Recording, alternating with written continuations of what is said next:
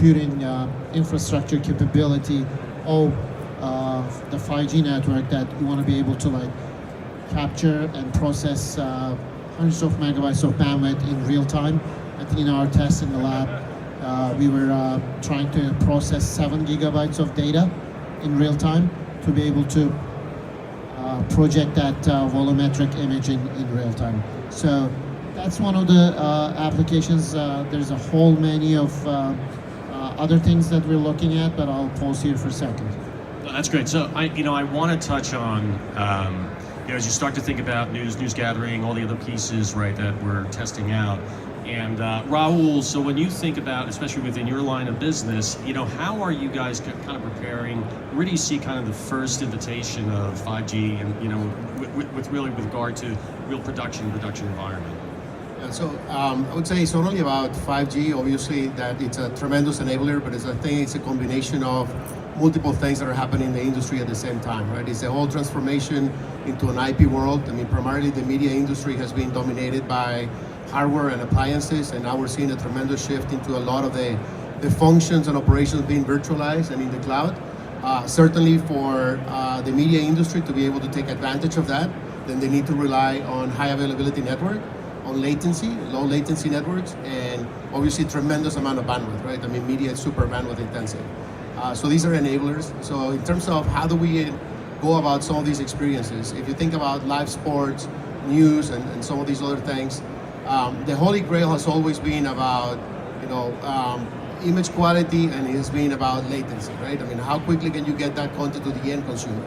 So think about the world where we're getting into not only 4K, but now we're evolving into more immersive experiences. We're deploying 8K, HDR kind of content, right? We want to make sure that that event is being captured, that the whole signal acquisition where, the cameras are deployed in the stadium, that content is uploaded somewhere, right? It's being managed, it's being processed, and then ultimately distributed to consumers all around the world, not just in a county or a DMA or sub-DMA, but now you're taking it globally to a different footprint, taking advantage of some of these technologies. So for that, you really need to drive the battle, and not in terms of fighting about seconds, which is basically when you talk about anybody in this industry in terms of content distribution, we measure latency based on seconds. The new battle is going to be in milliseconds. Actually, milliseconds. It will be in milliseconds. So, I think you bring up a couple of good points, and I want to make sure everybody really starts to absorb some of the things that are happening in the industry. And yes, we are in a massive transformational state. I think there's a couple of key elements that are out there, like ATSC 3.0, right? So we're moving from or into an IP stack for native delivery. That's going to change a lot of the workflows in the background. There are a lot of constraints going forward from your traditional kind of satellite distribution. So I'm not going to talk to you about any of that, but I don't want anybody to think that you have to be waiting for a device to show up to take advantage of 5G. Because the reality is, in order for this to work, and I think you started to touch a little bit on it, is it's a massive amount of network infrastructure and mobile compute, or the movement of compute. That is being built now in advance of, right? So if you think about, take the endpoints out of that discussion for a moment, there is a infrastructure that's under construction right now. In fact, Verizon's building one of the largest, it's the largest construction project actually in the US right now. We're laying enough fiber to go from here to Mars and back. By the way, I don't know why anybody would do that, but maybe we'll do something with a volumetric capture and we'll go to Mars. Yeah, that would be good. But it's all of those pieces, right? It's those components that are really the keys inside of 5G, right? The endpoints just happen to be the acquisition and delivery side of it. And taking advantage of those pieces are really important, and I think that touches on them. And the other thing as well is, obviously we have a great 4G LTE network today that you guys have already deployed, and the point is the fact that LTE is long-term evolution, so we'll continue with 4G and we'll build 5G on top of that to give you these extra capabilities. So that's what's really key here as well. It's very important to think about that. So, so what does that mean for storytellers, right? So if you start to think about, I want to go back to Ian, a little bit of what you were thinking about. I had a conversation with a couple of producers out in California, and they were talking about the gamification of life. That was almost the way they were seeing what was going on. And it's really a combination of all the other IoT devices, that could be implemented or connected to this experience. And the vision that this one gentleman had shared with me was like, walking around with a pair of glasses that were 5G enabled. And if you think about our daily lives, right? I'm sure coming here today, right? Getting to the elevator, pushing that button, going downstairs, queuing up for a line, getting on that shuttle, getting here, getting out, getting your badge, getting here, all that stuff, right? That could be powered by IoT devices, right? Could be gamified at some level. If you start to think about that experience, and it's made possible because of 5G, how does that change how we tell stories? The 2D dimension of stories now almost becomes passé at some point. So when you start thinking about that, what are you guys, beyond some of the stuff that you showed me, are there other things that you're blending into that to really tell a more intricate story? Yeah, we're thinking about it in terms of the IP becoming an entire world. So you can leverage this 3D asset in a 2D environment, as well as in native 3D environments like virtual reality or augmented reality. So it's really interesting because it front loads your production costs. You have to build the assets. That takes time. 3D modeling and that workflow is not the fastest, but once you have it, then being able to iterate on it and animate and create subsequent deliverables or episodes or new formats and new things is a lot easier and a lot cheaper. So it's a way that you can amortize cost over the life of the project, and it allows you to open up doors because it's very difficult to take 2D content into 3D, but it's a lot easier to do the reverse. So there's animated shows on Netflix that are being produced in Game Engine. And we're exploring ways that we can do and create photoreal humans in CG 3D environments, and that can be again explored in VR or AR or 2D. So there's a lot of really exciting things that we're cracking the surface, and being able to add 5G means that all of that can now be live, and so that experience can live where you are as an end consumer, and not just if you have a device that's connected to a big beefy PC. I liked Sirhad, what you were saying before about the goal, who kicked it, who was the how was the play set up, all those other pieces. And of course, in my mind, I'm thinking my fantasy football league is going to be amazing once 5G is around, right? And what does that do for sports betting, right? So all of a sudden now, if I start to think about AI and machine learning, and I start to think about the capability of being able to put a camera in an arena, by the way, untethered, unmanned, right? That through machine learning and artificial intelligence will scan and create all the content that, by the way, I hope all the production people on here are thinking that they're going to lose their jobs. That's not going to happen for a long time. But now I can actually hone in on my players, and I'll get all those stats. And Actually, this is not science fiction. I'm already working with partners. They're working different pieces of that. So sports is to me like a venue entertainment. There are multiple ways of venue entertainment. And for the live aspect, sports makes it a very interesting 5G use case, because the venue is where people use a lot of the download and the uplink, upload a lot of pictures, tweet about it. So I'm working on with a partner on a particular use case that when the game is going on, it could be that the 360 capture of the game can be sent back to viewers outside of the venue. But for the people who are actually in the venue using their smartphones, using augmented reality, overlay the stats of the players on top of the players, and in order for this to be working very accurately and doing real-time object recognition, that's where you need the low latency of the 5G, and certain computation can be also offloaded to the Mac. On the AI part, you talk about gamification in terms of the soccer, for instance, how the one player is passing the ball to the striker, and what percentage of that pass can be actually converted into a goal. There are algorithms right now being developed trying to predict that. So at that time, in real time, you can actually see, okay, X%, this is going to result in a goal. And it's not legal everywhere yet, but sports betting in New Jersey, it's legal. Actually, both for Who would have you thought New guys. Jersey would have been the first, right? so Legal here. One of for the first. NFL and even soccer, you can place a bet for that particular action resulting in a score or not, and that's where imagine like hundreds or thousands of people placing that bet. That's where you need the low latency for that service to take off. And you know what's interesting? Well, by the way, we've been doing sports betting in New Jersey for much longer than the legalization. Yeah. But we won't talk about it here. Yeah. And what's interesting, we're all touching on this, but it's really, for me, talking about how we're bridging the physical and digital worlds together. That's what's really exciting here. Normally we think about them separately completely, okay? I have an online digital presence, that's how I consume content, that's how I transmit content. I have my physical environment, like when I go into the stadium and I just look at physically what's going on. But this is the power of the network that we're talking about now, is the fact that now we're starting to bridge those two worlds together. And that's really kind of what's going to make that huge transformation in the future, that you have to think about your business, your content acquisition, your distribution thing is the way you actually consume that content, and the type of experience it drives is going to dramatically change.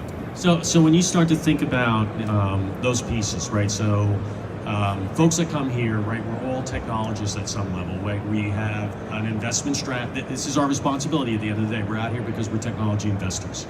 And we are sourcing, and we have a fiduciary responsibility to our companies to make sure we position them in this marketplace to be where they need to be successful. So 5G, what is the investment strategy? What should companies be doing? What should production companies, what should content providers be doing now to take full advantage of that? Please, that's for everybody. I mean, I take a crack at that. I mean, certainly you got to think about how distribution of content is going to evolve. We're not talking about the future, it's already happening. We see how devices are going to get enabled. We're going to see how, not only talking about the handset, which is more kind of on the consumption side of things, and it could also be on the origination side, but think about even cameras today, right? The signal acquisition of that content all of a sudden can be uploaded into the cloud, it could be transformed, it can go and you can have metadata added to it, and you can start enabling some of these other use cases that you were talking about, whether it's about rich sports, or it could be gambling, it could be whatever, right? It could be interaction with social media content all of a sudden. All what it takes, it's a lot of that high availability and bandwidth that is going to be coming from the network. One of the use cases that we have here in our booth, it's we're actually showing a 360 live event solution that we have built.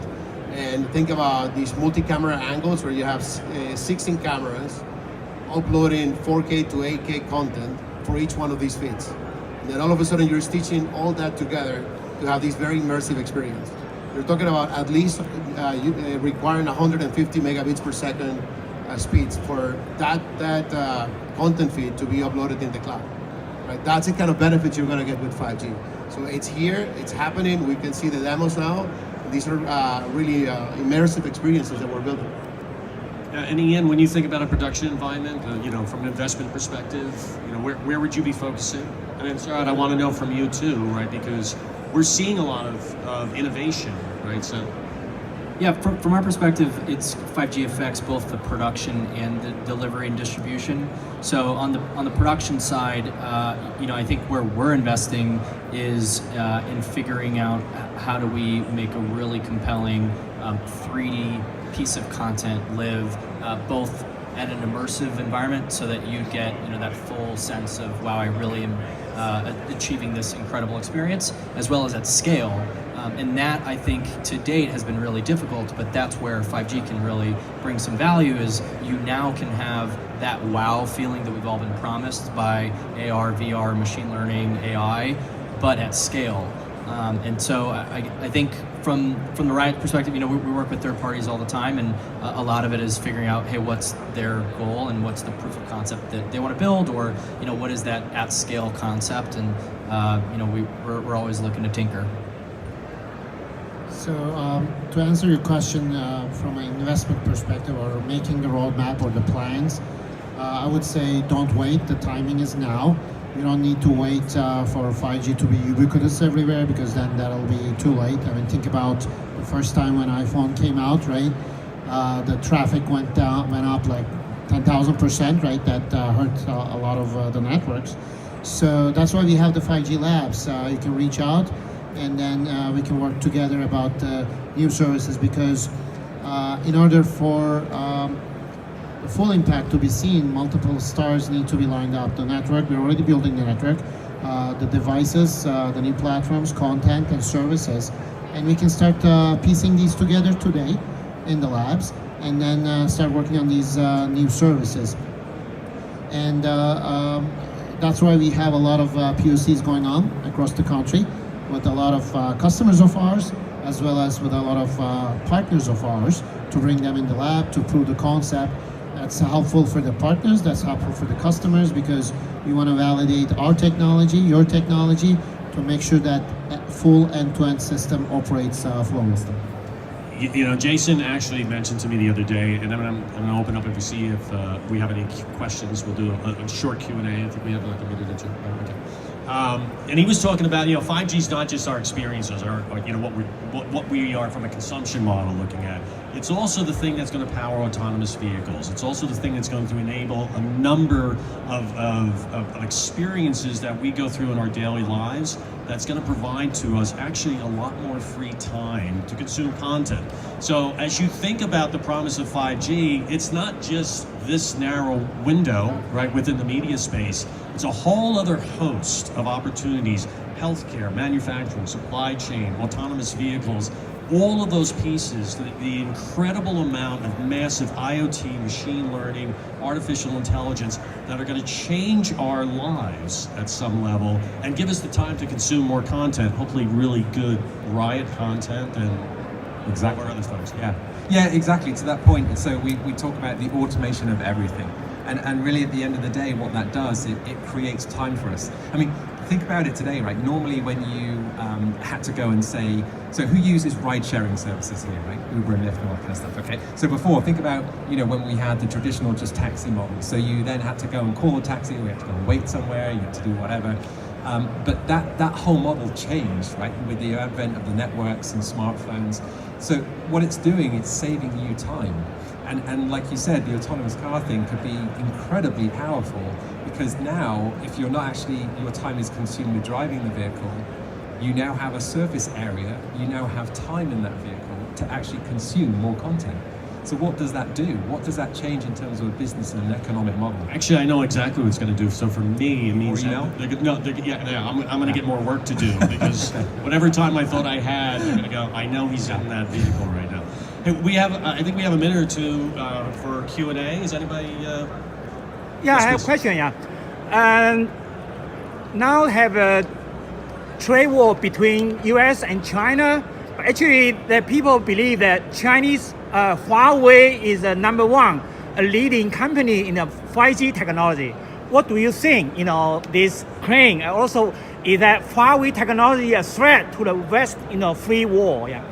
I probably want to avoid that question. It's a great question, but in regards to storytelling and all those other things, I want to stay away from the regulatory compliance piece. So let's see. Yeah, I mean, I don't think there's anything to comment really. I mean, we all have separate businesses, and yeah. Yeah, we appreciate Anything that- the question though. Yeah. Yes. A great discussion, by the way, and just wondering whether you can touch upon on the demand side of the story. Do you feel that right now we're at a state where, with 5G technology or solutions, use cases, it's a situation where you build it and the consumers and they will come? Or do you feel that there's still a lot of education that we need to do within the industry, or from all the partners within the industry, to really help the consumers to understand this is the possibility and this is how much you can pay for it and this is how much value you're going to get? So I'm just trying to see. Yeah, and I'll let the panel comment in a second. But I will tell you, in this industry, these people know what 5G will do. We do struggle a little bit outside of this industry. People are still wrapping their heads around and what problems are going to be solved. If you think about it from an investment strategy, right, perspective in technology, right, there's opportunities with speed and compute and all those other pieces that I can fix some defects in my process, right? Well, that's at the bottom chain. The top of the chain is, how do I create a market differentiator? How do I capture a brand opportunity with a new consumption model? And that is really where the focus should be. Right. You know, I would say from a media perspective, it's all going to come from the consumers because it's going to become really apparent to them the quality of content you're going to be able to get in real time, the processing capabilities you're going to have from edge processing and things like that, that by having some of these other functions being closer to the user, they don't have to carry necessarily a heavy headset, but they can, some of these functions could be pushed into the network. So it's going to be a lot more part of the organic evolution of media in your life. Right. Yeah, and the other thing you have to think about as well is it's the whole generational thing. So we're growing up with a whole digital native generation. Okay, so it's not the likes of us that sat up here on this stage. So like, and this is beyond millennials. I don't think you can count Ian in. I'm not counting Ian that way. But you know, even like what they call Generation Z, so that's like earlier than millennials. So right now they're used to the whole social media aspects. They're used to consuming content natively on mobile. They're used to interactive video communications. They're very comfortable with sharing all this information digitally, which is a completely different viewpoint than a lot of us have. So they have a very different idea about how they want to consume, how they want to pay for services, what kind of personalization they want. So that's the kind of generations that we need to start thinking about. Like, what do they want to use it for? How are they going to consume that content? Thank you. Any other questions? So thank you very much for your participation. Yeah. Oh, we have one more? Yeah, we're good. We'll do it offline. Thank you very much for your participation. Please come down to the Verizon booth and see us. We'll be down there. We can show you a little bit more about what we're working on. Listen, it's about storytelling. You gotta start thinking look, we've all heard it. You gotta start thinking outside the box. 5G is gonna really change the way we do things. So thank you very much. Appreciate it. Thank you, everybody. Thank you.